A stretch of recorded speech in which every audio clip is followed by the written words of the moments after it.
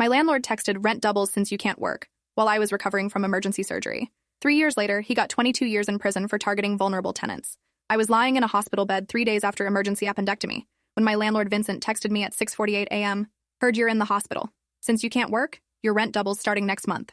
Medical situations aren't my problem. Building costs don't stop because you got sick. The text included a PDF of a revised lease agreement with my monthly rent increased from $1,200 to $2,400, effective in 23 days. My phone was still in my hand when it buzzed again. Another text from Vincent. Also, your rent is due in 4 days. Hospital isn't an excuse for late payment. Fees apply after the 5th. I'd just woken up from surgery that had gone longer than expected. My appendix had ruptured and the infection had spread, requiring additional procedures to clean out my abdominal cavity. The doctor said I'd be in the hospital for at least a week, maybe longer, depending on how the infection responded to antibiotics. I was on 3 different IV medications, barely able to sit up without feeling like my insides were tearing apart, and Vincent was texting me about rent increases. My brother Elijah was asleep in the chair next to my bed, his jacket pulled over his head. He'd been at the hospital since they'd wheeled me into emergency surgery, refusing to leave even when visiting hours ended. I reached over carefully, trying not to pull my IV lines, and shook his shoulder. He jerked awake immediately, his eyes scanning my face for signs of pain. What's wrong?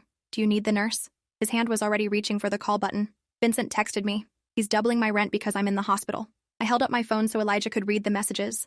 His face went through several emotions in quick succession. Confusion, disbelief, then pure rage. He grabbed my phone and started typing furiously. What are you doing? I tried to sit up more, but the movement sent a sharp pain through my abdomen that made me gasp. Telling this piece of shit exactly where he can shove his rent increase? Elijah's jaw was clenched so tight I could see the muscles working. I grabbed his wrist before he could hit send. Don't. He'll just use it against me. You know how he is. And I did know how Vincent was. He'd been my landlord for 3 years, and in that time I'd watched him systematically exploit every tenant in the building who showed any sign of vulnerability. When Mrs. Park on the 2nd floor had a stroke, Vincent had tried to evict her while she was still in rehabilitation, claiming she'd abandoned the property. When the family with the kid who had leukemia fell behind on rent due to medical bills, Vincent had padlocked their apartment while they were at the children's hospital, holding their belongings hostage until they paid triple the owed amount plus his storage fees. The building had a 40% turnover rate, which should have told me something before I'd signed my lease. But the apartment had been affordable, close to my work, and I'd been desperate after my previous landlord had sold the building to developers.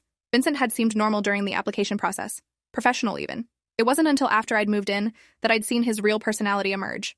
Elijah was still holding my phone, reading through Vincent's previous texts. This is illegal. Like, actually illegal.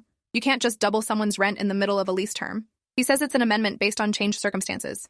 There was some clause in my lease about rent adjustments if my employment status changed. I'd barely read the lease when I signed it, too relieved to have found a place to pay attention to the fine print. You're not unemployed. You're on medical leave. That's completely different. Elijah scrolled further back through my message history with Vincent. Jesus, he's been harassing you about maintenance requests for months. That was true. Every time something broke in my apartment, which was often given the building's age, Vincent would respond with accusations that I'd caused the damage and threats to charge me for repairs.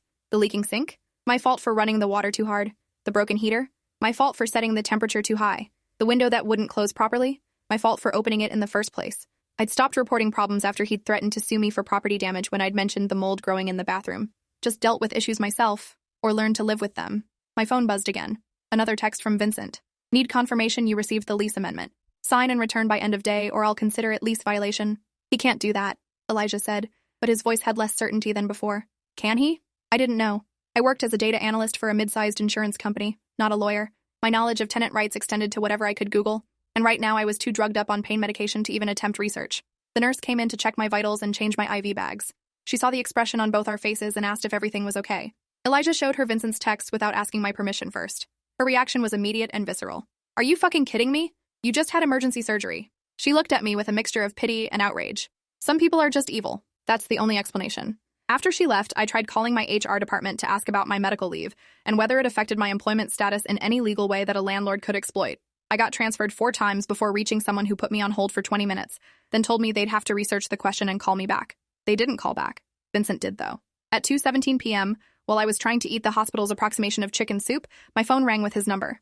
Elijah grabbed it before I could. This is Maya's brother. She's recovering from surgery and can't talk right now. I could hear Vincent's voice through the speaker, loud and aggressive.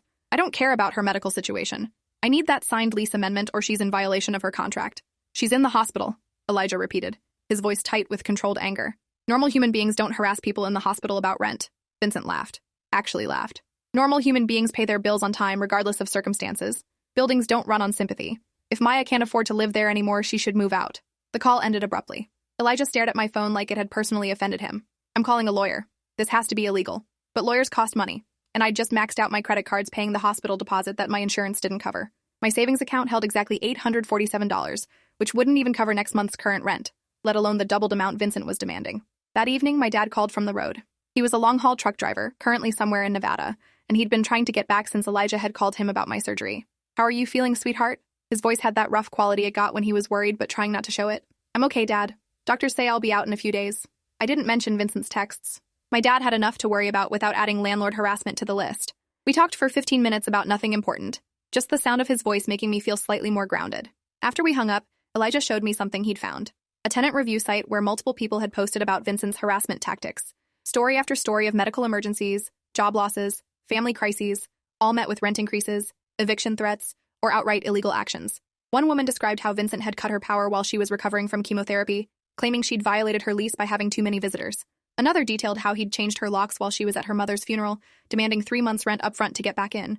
"We need to document everything," Elijah said, already starting a folder on his phone. "Every text, every call, every interaction. This guy is a predator and someone needs to stop him." I spent that night in the hospital bed, unable to sleep despite the pain medication, wondering how I was going to handle Vincent's demands.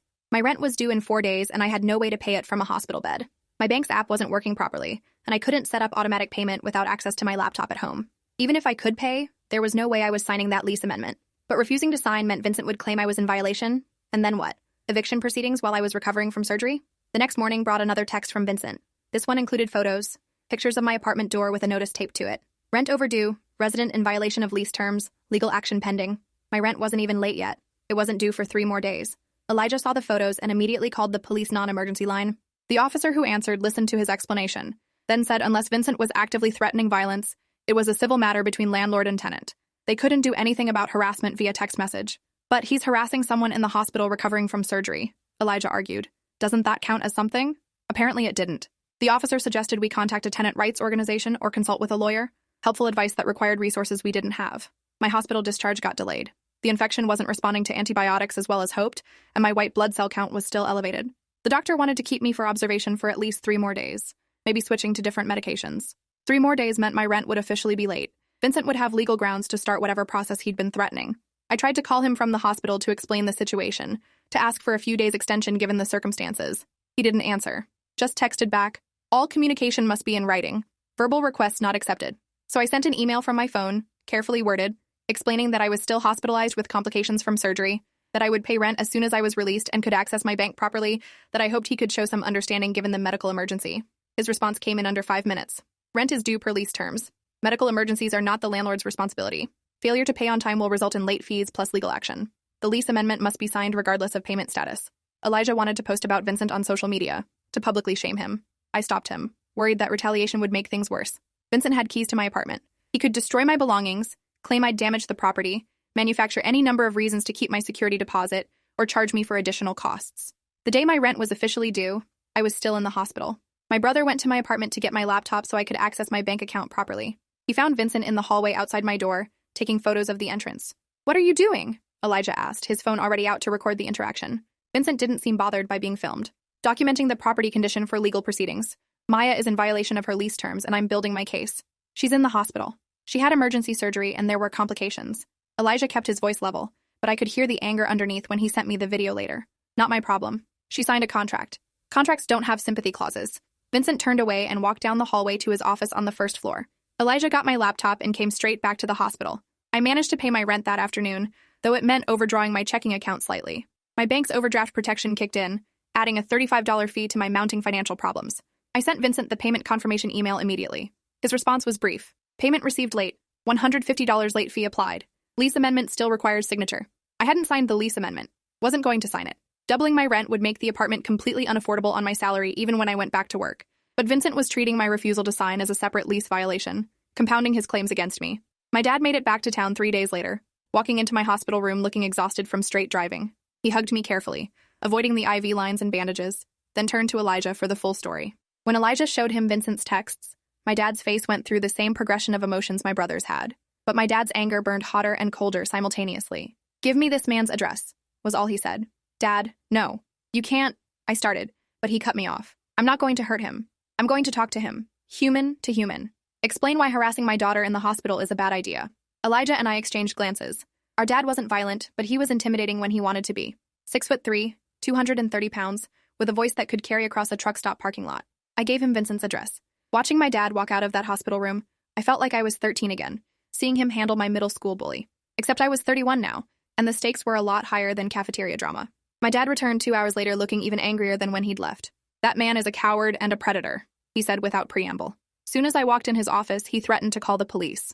When I said I just wanted to talk, he hid behind his desk and started recording me on his phone. "What did you say to him?" I asked, dreading the answer. That harassment is harassment regardless of whether it's legal or not. That going after someone in the hospital shows what kind of person he is. That if he had a shred of human decency, he'd back off and give you time to recover. My dad sat down heavily in the chair Elijah had been occupying for days. He said if I came back, he'd file a restraining order. Said my threatening behavior was documented on video. "You didn't threaten him though, right?" Elijah asked. "Didn't have to. Man's guilty conscience did all the work. He knew exactly what he was doing to you, Maya. Knew it was wrong. That's why he got so defensive." Great. Now Vincent had ammunition to claim my family was threatening him. Another layer added to this nightmare scenario. The hospital discharged me finally on a Friday afternoon, 8 days after my emergency surgery. The doctor sent me home with strict instructions. No heavy lifting. No strenuous activity. Watch for signs of infection. Follow up in 1 week. My prescriptions cost $340, even with insurance. My dad paid for them without being asked. Elijah drove me home while my dad followed in his truck. Pulling up to my building felt surreal after over a week away. Everything looked the same, but I felt fundamentally changed by what had happened. We rode the elevator to the 3rd floor in silence. When I saw my apartment door, I stopped walking. Someone had spray-painted "Rent Deadbeat" across the surface in red letters. Below that, another notice was taped up. This one claimed I owed $2,550 in back rent and fees, with a court date scheduled for an eviction hearing in 2 weeks. "He did this while you were in the hospital," Elijah said quietly. "While you were literally recovering from surgery, he was vandalizing your door." My dad was already on his phone taking pictures. This is harassment. This is definitely illegal harassment. But knowing something was illegal and being able to do something about it were two different things. I used my key to open the door, bracing for what I might find inside. The apartment looked untouched. Everything exactly as I'd left it the night I'd gone to the emergency room in agony, the dishes from my last dinner still in the sink, my laptop on the coffee table where Elijah had left it after retrieving it for me. Nothing disturbed except the massive violation of having my landlord spray paint accusations on my door for all my neighbors to see. I made it to the couch before my legs gave out. The pain medication from the hospital was wearing off and everything hurt. Elijah unpacked the bag of supplies we'd brought from my dad's place. Clean clothes, more comfortable than hospital gowns, and the prescriptions we'd picked up on the way. My dad was examining the door from the inside. "We should document this. File a police report. Sue him for harassment and property damage." "With what money?" I asked, too tired to filter. "I'm broke, Dad. The hospital bills are going to destroy me even with insurance. I can't afford a lawyer." "Then we find a legal aid organization. Someone who helps tenants." My dad's voice had that determined quality that meant he wasn't going to let this go. Elijah sat down next to me carefully. "I've been researching while you were in the hospital. There are tenant rights groups that take cases like this. We just need to reach out." But reaching out required energy I didn't have. Everything hurt. My abdomen felt like someone had filleted me open and stitched me back together with barbed wire. The infection had taken more out of me than I'd realized in the hospital, surrounded by nurses and doctors, and the artificial sense of security that medical supervision provides. Now I was home, alone with the reality that my landlord was actively trying to destroy my life while I could barely walk to the bathroom without help. Vincent texted again that evening. "Received complaint about your family harassing me. If it happens again, I'll file restraining orders and press charges. You're still in violation of lease terms. Court date stands."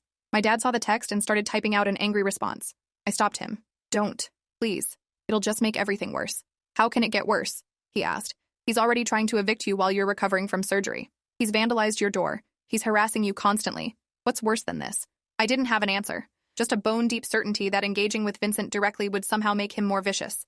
Predators like him thrived on getting reactions, on making people angry enough to do something stupid that he could use against them. The weekend passed slowly. My dad had to leave Sunday evening to get back on his route. Work didn't stop for family emergencies, not when you drove truck for a living. Elijah had to return to his own job Monday morning, which left me alone in my apartment, recovering from surgery, facing eviction proceedings in 2 weeks, and completely out of options. I spent Monday alternating between the couch and the bed, too weak to do much else. The apartment was on the 3rd floor, and the building's elevator was broken again. Getting downstairs for any reason would require navigating 3 flights of stairs that currently felt like scaling Mount Everest. Tuesday morning brought a knock on my door at 7:15 a.m. I dragged myself off the couch, every movement sending sharp pains through my healing incision. Looking through the peephole, I saw Vincent standing in the hallway with someone in a suit. I didn't open the door. "Maya, I know you're in there," Vincent called out. "This is official notice of property inspection. I have the right to enter per your lease terms." I unlocked the door but kept the chain on, opening it just enough to see them properly. "You can't just show up and demand to inspect without proper notice." "I sent an email yesterday. Check your inbox." Vincent held up his phone showing a screenshot of an email timestamped 11:47 p.m. the previous night. 24-hour notice as required. That's not 24 hours, I said, my brain foggy from pain medication but still capable of basic math. It's been less than 8 hours. The man in the suit stepped forward. Ms. Chen, I'm Vincent's attorney, Richard Cho. We're here to document the property condition as part of the eviction proceedings. You can allow us entry now, or we can return with a court order. My hand was shaking on the door chain. I just got out of the hospital. I'm recovering from surgery. Can't this wait? Medical circumstances don't negate lease obligations, Richard said in a tone that suggested he'd given this speech before. The inspection will take less than 30 minutes. I didn't have the strength to fight them. I closed the door, removed the chain, and opened it fully. Vincent and his lawyer walked in like they owned the place, which technically Vincent did, though the lawyer's presence felt like overkill for a simple apartment inspection. They moved through each room methodically, taking photos and notes. Vincent pointed out things that weren't problems. A small stain on the kitchen counter that had been there when I moved in. A loose tile in the bathroom that I'd reported months ago. The window that didn't close properly, which he'd blamed on me the one time I'd mentioned it. Significant property damage, Richard noted on his tablet. Tenant negligence regarding maintenance. Evidence of lease violations regarding property care. That's not fair, I said, leaning against the wall because standing upright was becoming difficult. I've reported these issues. Vincent knows about all of them. Most of them existed before I moved in. Your word against documented evidence, Richard replied without looking up from his tablet. They spent 45 minutes in my apartment, not the 30 they'd promised. When they finally left, I collapsed back on the couch and cried from pain, frustration, and overwhelming helplessness. This was really happening. Vincent was actually going to evict me while I was recovering from surgery, and there was nothing I could do to stop him. My phone rang. A number I didn't recognize with a local area code. I almost didn't answer, but something made me pick up. Is this Maya Chen? A woman's voice. Professional, but warm. Yes. Who's this? My name is Lisa Tran. I'm with the Tenant Justice Coalition. Your brother Elijah reached out to us yesterday. Do you have a few minutes to talk about your situation? I had more than a few minutes. I had all day, trapped in my apartment with nothing to do but hurt and worry. I told Lisa everything. The emergency surgery, Vincent's immediate rent increase demand, the harassment via text, the spray-painted door, the eviction proceedings, every detail I could remember while she took notes. When I finished, Lisa was quiet for a moment. Then she said something that made me start crying again, but this time from relief. Maya, what Vincent is doing is illegal in about 7 different ways. We've actually been building a case against him for months. You're the 4th tenant who's contacted us with almost identical stories. 4th? My voice came out shaky. There are others? Oh, honey, there are more than others. We've documented at least 8 cases of Vincent targeting tenants during medical crises, family emergencies, or financial hardships. He has a pattern. He finds vulnerable people and exploits them systematically. Lisa explained that the Tenant Justice Coalition was a nonprofit that provided free legal representation for renters facing harassment and illegal evictions. They'd been investigating Vincent for nearly a year after multiple complaints. We've been waiting for the right case to really nail him, Lisa said. Yours might be it. Emergency surgery, documented harassment while you were hospitalized, false charges on your door, improper notice for inspection. He's handed us everything we need. But the eviction hearing is in 2 weeks, I said. Can you do anything that fast? We're filing an emergency motion today. By tomorrow, Vincent will be served with a cease and desist order regarding any further harassment. We're also going to file a countersuit on your behalf for harassment, illegal rent increase, and violation of the implied warranty of habitability. The implied warranty of what? Lisa explained it meant landlords had legal obligations to maintain safe, livable properties. All those maintenance issues I'd reported that Vincent blamed on me, documentation that he'd violated his basic legal responsibilities. The spray paint on your door is actually a gift, Lisa continued. It's clear evidence of harassment and possibly property damage that he'll have to answer for. Do you have photos? I did. My dad had taken dozens from every angle. Perfect. Send those to me along with every text message, email, and any other communication from Vincent. Everything. Even things you think might not be relevant. For the first time since Vincent's initial text in the hospital, I felt like maybe this wasn't hopeless. Maybe there was actually a way to fight back. I spent the rest of the day forwarding everything to Lisa. The email chain was staggering when compiled. Over 200 messages from Vincent in the 3 years I'd been his tenant. Almost all of them hostile, threatening, or demanding. The text messages were worse. Dozens of them, including the ones he'd sent while I was literally in surgery. Lisa called back that evening after reviewing everything. Maya, I'm not exaggerating when I say this is one of the most clear-cut cases of landlord harassment I've seen in 15 years of doing this work. Vincent documented his own crimes. He put everything in writing. So what happens now? I asked. Now we go to war, Lisa said, and I could hear the smile in her voice. Vincent picked the wrong tenant this time. The emergency motion was filed Wednesday morning. By Wednesday afternoon, Vincent had been served.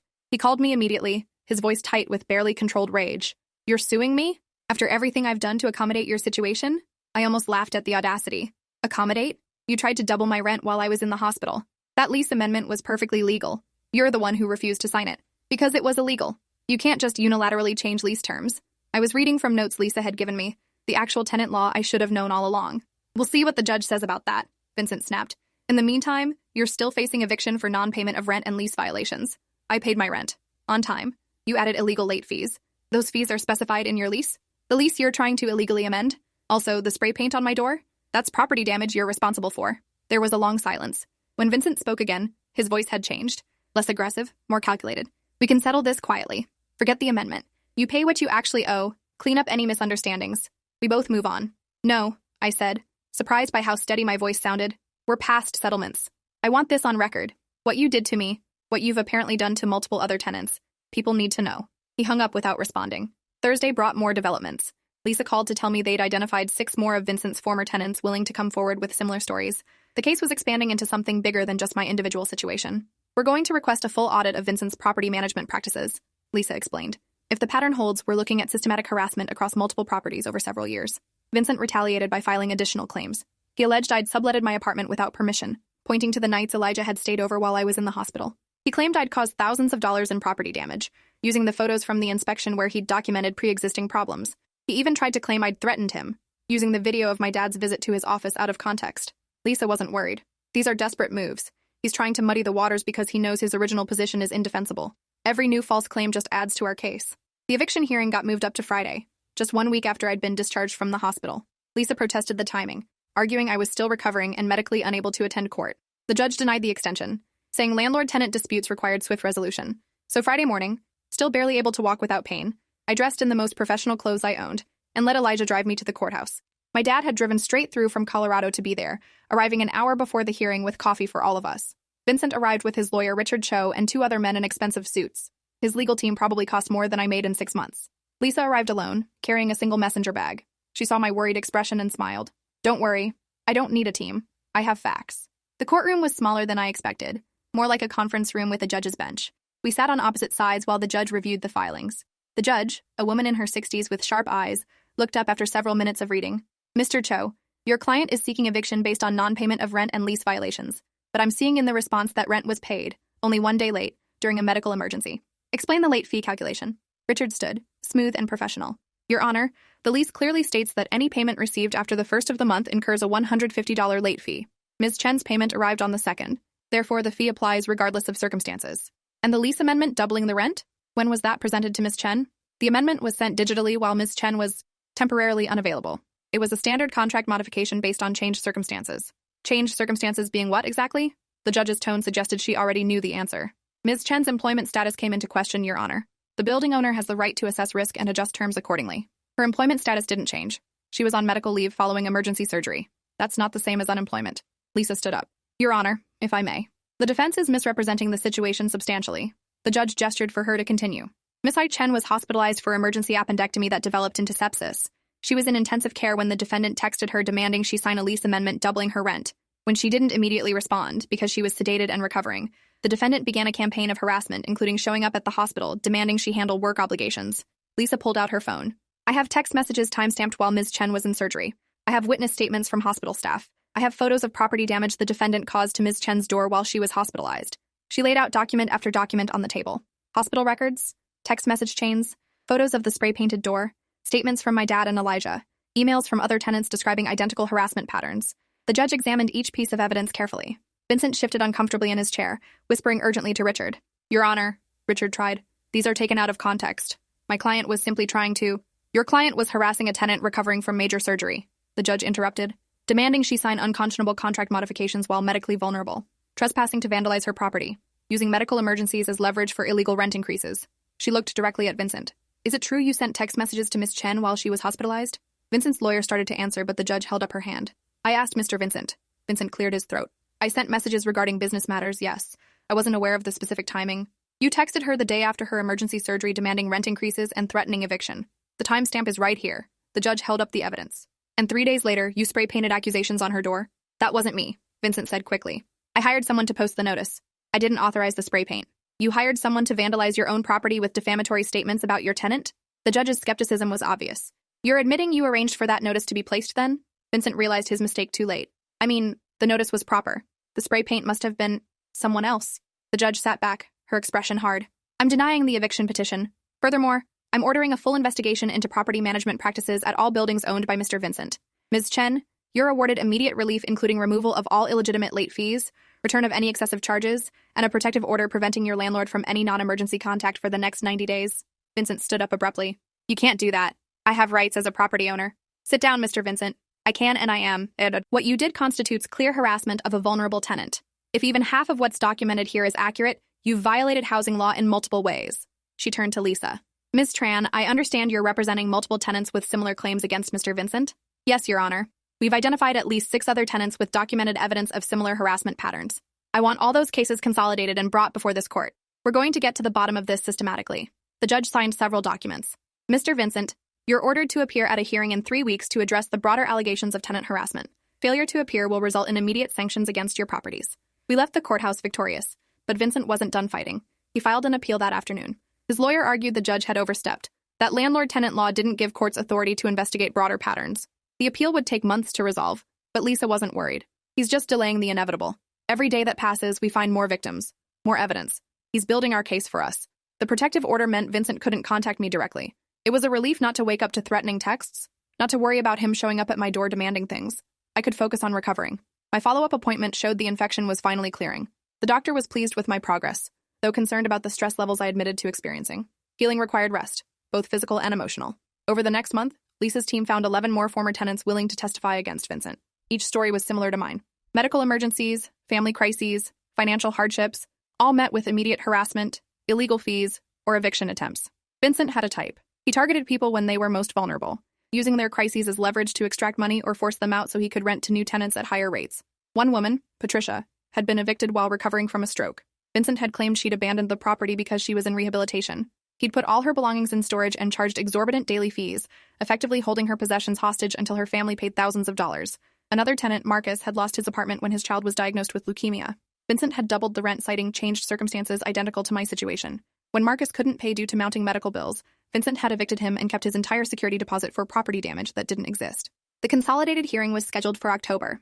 Vincent's legal team tried every delay tactic possible, but the judge who'd heard my case expedited the proceedings. She'd seen enough to know this wasn't a case that should drag on for years. September brought media attention. A local news station picked up the story after Patricia reached out to them. The report was damning, detailing Vincent's pattern of targeting vulnerable tenants with a timeline showing how systematic his approach had been. Other news outlets picked it up. By the end of the week, Vincent was local news, portrayed as a slumlord who preyed on the sick and desperate. His other properties started having vacancy problems. Tenants were moving out en masse, refusing to stay under a landlord who'd been publicly exposed as a predator. Vincent tried damage control, doing an interview where he claimed to be misunderstood, that he was simply enforcing contracts, and had been unfairly targeted. The interviewer asked him about spray painting accusations on my door while I was in the hospital. Vincent's face on camera as he tried to justify it became a local meme. Some people weren't capable of redemption. Vincent's business partner, a man named Keith who co-owned several properties, reached out to Lisa wanting to settle. He'd had no idea about Vincent's harassment tactics, he claimed, and wanted to make things right. Lisa was skeptical but took the meeting. Keith offered to buy out Vincent's share of their properties and settle with all affected tenants. It was a good offer, financially better than what we'd likely win in court, but it came with conditions. Vincent would have to admit wrongdoing publicly, implement proper training and oversight for all property managers, submit to regular audits, pay restitution to every tenant he'd harassed. Keith was offering to clean up his business partner's mess, but only if Vincent took full responsibility. Vincent refused. October's hearing revealed why. Vincent had been hiding assets. His properties were mortgaged far beyond their value. He'd been using harassment tactics to force tenant turnover so he could raise rents, trying to keep up with debt payments. Financial forensics showed he was months away from bankruptcy. The harassment wasn't just cruelty. It was a failing business model. When the judge saw the financial records, she added fraud charges to the growing list. Vincent had been lying to his business partner, to banks, to insurance companies. The housing violations were just the surface. The recommendation came down for criminal investigation. What had started as a tenant harassment case was expanding into white-collar crime. Vincent's lawyer quit. The expensive legal team disappeared as it became clear Vincent couldn't actually afford them. The appeals were withdrawn. Vincent showed up to the next hearing with a public defender who looked overwhelmed. By November, Vincent's properties were in receivership. A court-appointed manager was handling day-to-day operations while the criminal case proceeded. All affected tenants were offered settlement agreements that included full restitution plus moving expenses if they wanted to leave. I took the settlement. Not because I wanted Vincent's money, but because I needed to close this chapter. The amount covered all my medical bills, the moving costs for a new apartment, and several months of living expenses while I got back on my feet fully. Patricia took her settlement and used it to sue the rehabilitation center that had released her belongings to Vincent without proper authorization. Marcus used his to pay down his son's medical debt. One by one, the people Vincent had hurt took the resources he'd stolen from them and rebuilt. Vincent ended up pleading guilty to fraud and multiple housing violations. His sentence included jail time, fines, and permanent ban from property management. Every property he'd owned was sold off to cover restitution payments. I watched the sentencing from the courtroom gallery. Vincent looked smaller than he had that day in my hospital room demanding quarterly reports. Smaller than when he'd spray-painted accusations on my door. Prison had a way of diminishing people who'd built their identity on exploiting others. When the judge asked if he had anything to say, Vincent apologized. It sounded rehearsed, empty. Words he'd been coached to say by his public defender to reduce his sentence. The judge didn't seem impressed. Mr. Vincent, you systematically targeted people during the worst moments of their lives. Medical emergencies, family deaths, financial crises. You saw vulnerability as opportunity for profit. That's not business. That's predation. She gave him 3 years. I moved to a new apartment in December. Better building, better neighborhood, better landlord who actually responded to maintenance requests. The first night in my new place, I stood in the empty living room and cried. Not from sadness, but from relief. The nightmare was over. I'd fought back and won. My health had improved steadily. The infection was completely gone. The surgeon said I'd have a scar, but scars were evidence of survival. Proof that I'd endured something difficult and come out the other side. Lisa and I stayed in touch. The Tenant Justice Coalition was using my case as an example in their advocacy work, pushing for stronger protections for renters during medical and family emergencies. Other states were looking at similar legislation. One person's nightmare was becoming a catalyst for systemic change. Elijah called every week to check on me. My dad made sure to root through my city whenever possible, stopping by with groceries and dad jokes. The people who'd supported me through the worst of it remained steady presences in my new normal. I thought about Vincent sometimes. Wondered if he understood what he'd done to so many people. If 3 years in prison would change him or just make him more bitter. But mostly I thought about Patricia and Marcus and all the others. About how we'd found each other in the worst circumstances and fought back together. No one should have to fight their landlord while recovering from surgery. No one should face harassment during medical emergencies. But until systems change, there would be more Vincents. More people who saw others' pain as profitable. The difference now was that some of us had fought back and won. We'd established precedent. Created a record that said this behavior wouldn't be tolerated. Made it just a little bit harder for the next predator to target the vulnerable. And that mattered. Not justice exactly, but progress. Small steps toward a world where people in crisis received compassion instead of exploitation, where landlords faced consequences for harassment, where the vulnerable had protection, not just promises. I kept every document from the case, every text message, email, photo, the evidence of what I'd survived. Someday I might need to show someone else that resistance was possible, that fighting back wasn't futile. On really hard days when my scar ached and memories of that hospital bed threatened to overwhelm me, I looked at the settlement check stub I'd kept. Proof that Vincent had been forced to pay back what he'd stolen from all of us. It didn't undo the trauma, didn't give back the months of stress or the health complications or the fear, but it represented something important. The possibility of accountability, the chance of justice, the small victory of having survived and making sure the predator faced consequences, and that was enough to keep going. That's it. If you made it this far, you're a real one. Come back next time if you're up for more.